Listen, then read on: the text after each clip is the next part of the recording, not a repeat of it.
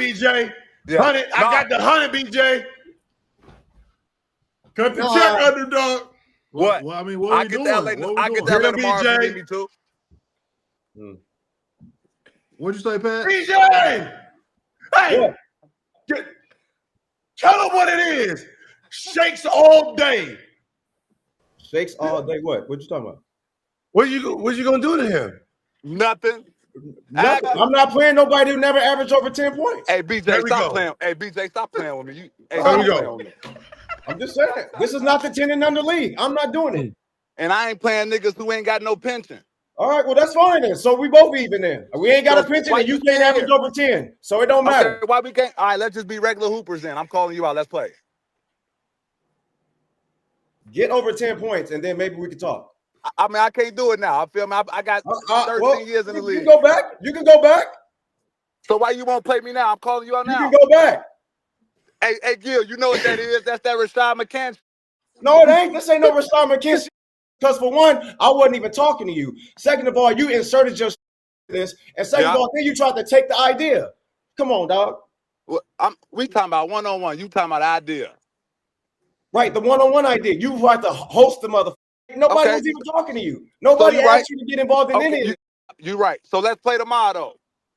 Get over 10 points and then maybe I'll play you. And when I was talking about Ty Lawson, Jeff Teague, and Lou Will, this is something that I was trying to do with these guys because, I respected their careers.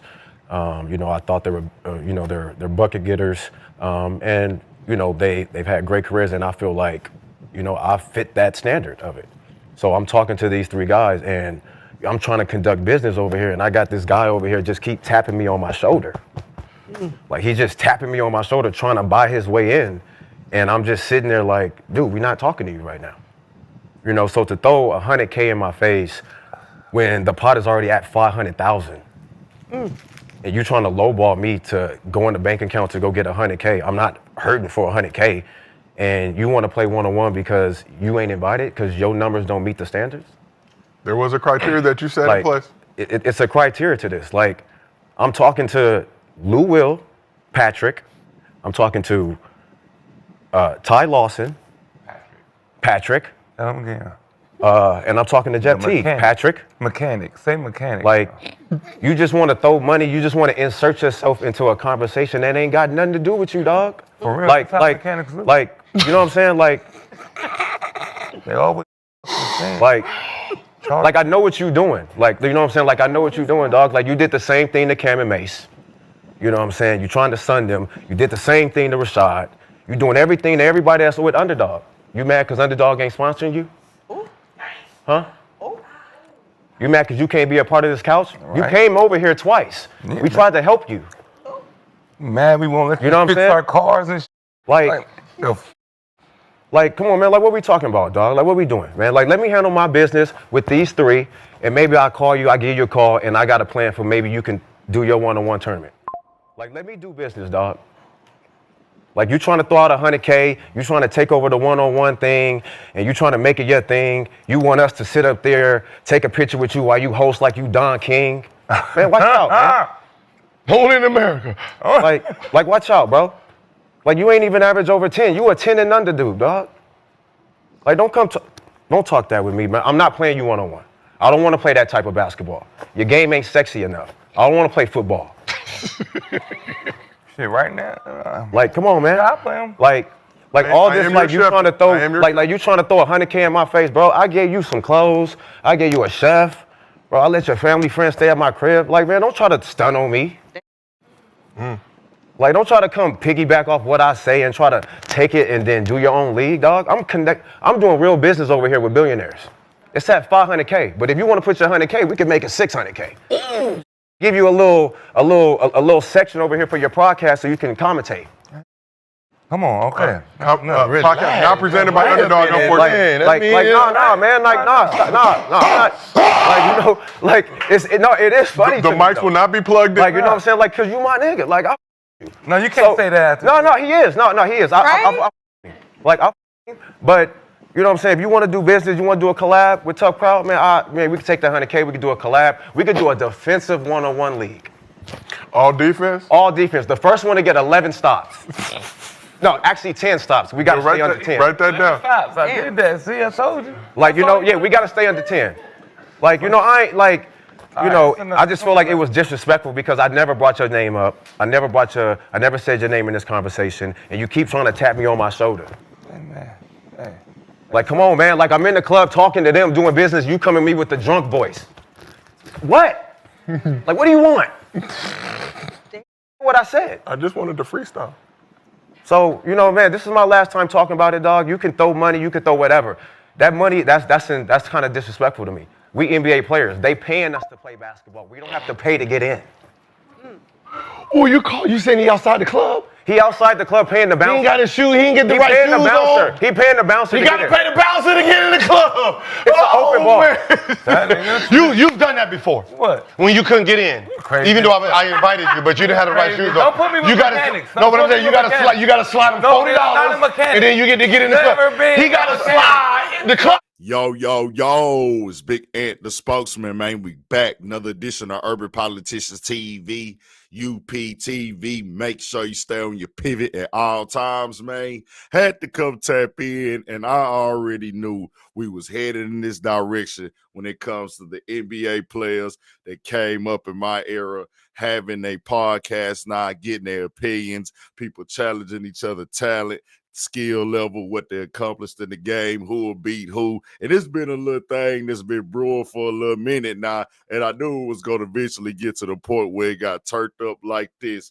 how I did with Brandon Jennings and Patrick Beverley. And I had a link in the description where you can watch the clips of the beginning in full, Ed, Oh No Chill, Gil, and Gil's Arena, and you see how they be already turned up. I'm always watching stuff throughout the week. On several of these NBA podcasts, bro, they all live. They all be funny, and I usually don't play this much of the video. My bad with that right there, but I wanted y'all to get it's entertaining, bro. They talked a lot more on this all over Twitter and stuff, and you know I'll be watching it on YouTube, and it's a lot more that they discussed that built this up right here. But it all boils down to, man, Patrick Beverley. It kind of come off at times his personality can be how he is, or how he was on the basketball court as a defensive player. Now, Brandon Jennings is on some stuff like, hey, bro, I'm trying to put a little play together, do some little business with this hoop and stuff, and we wasn't really having you as a part of it and things. You know, they was comparing each other, Jeff Teague, him, and, you know, his guys on a podcast, and Brandon Jennings and what Brandon Jennings accomplished in his career, how they did, who he was in high school. They was talking about the high school game and thinking what you did in high school don't matter and stuff. So that was one of the things that kicked it off too.